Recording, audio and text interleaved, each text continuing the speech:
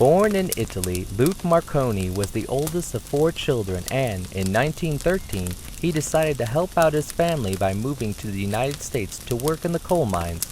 Relatives from Ligonier, Pennsylvania were waiting for him as he got off the ship in New York City and took him back home with them. They got him a job at the anthracite mine that they worked at, which was owned and operated by Colonel James.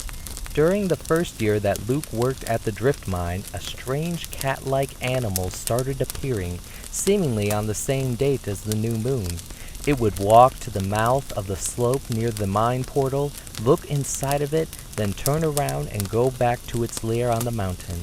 About 15 minutes after each appearance of the animal, 2 or 3 men would get killed by a slate fall or an explosion. The animal was about 8 feet long, 5 feet high, and about the same color as a mouse. It had 2 large eyes that shine like headlights of a powerful automobile. Because of these 2 large eyes, the animal became known as Shiny Eyes. As many as 10 men at one time had shot at it as it slowly and warily walked from the mountain to the mine, then from the mine back to the mountain. They could not seem to hurt or kill Shiny Eyes because it would just turn around, looking at the men shooting at it, and then proceeded back to its mountain lair. This was very troubling to the miners as well as the mine owner. Something had to be done to rid the community of the bad luck which Shiny Eyes seemed to be causing. The only solution was to get rid of it.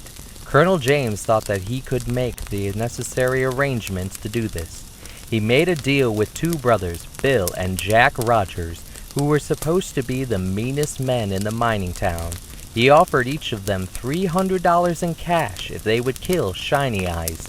He would also give each one of them a high-powered rifle with which to carry out the task, a jug of whiskey, and pay them a day's wages.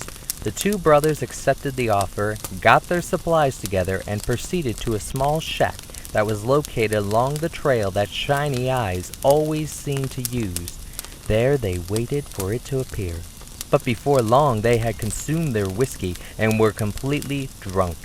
Jack decided to go into town and purchase another gallon of whiskey and left Bill at the shack to watch for Shiny Eyes. Not long after Jack had stumbled off, Bill fell asleep. He was suddenly awakened by a loud noise coming from the door. He looked out the window and fainted at the sight of Shiny Eyes. There it was, standing at the doorway with its 2 shiny eyes brightly glaring. It was not concerned with Bill and proceeded toward the mine. When Jack returned to the shack, he found Bill passed out on the floor. He revived Bill, and the 2 then prepared to shoot Shiny Eyes as it returned to the mountain. Meanwhile, Shiny Eyes had gone to the mine and walked down the slope about 50 yards, turned around, and walked out. When it got outside the mine, it looked down the slope into the portal once more. It then turned around and started walking back to its mountain lair. As it started up the mountain trail, Bill and Jack started shooting at it, but the bullets from the high-powered rifles didn't seem to bother it. About an hour after Shiny Eyes appeared, the mine exploded and 22 men were killed. This was the worst explosion that had ever occurred at the mine, but afterward Shiny Eyes was neither seen nor heard of again.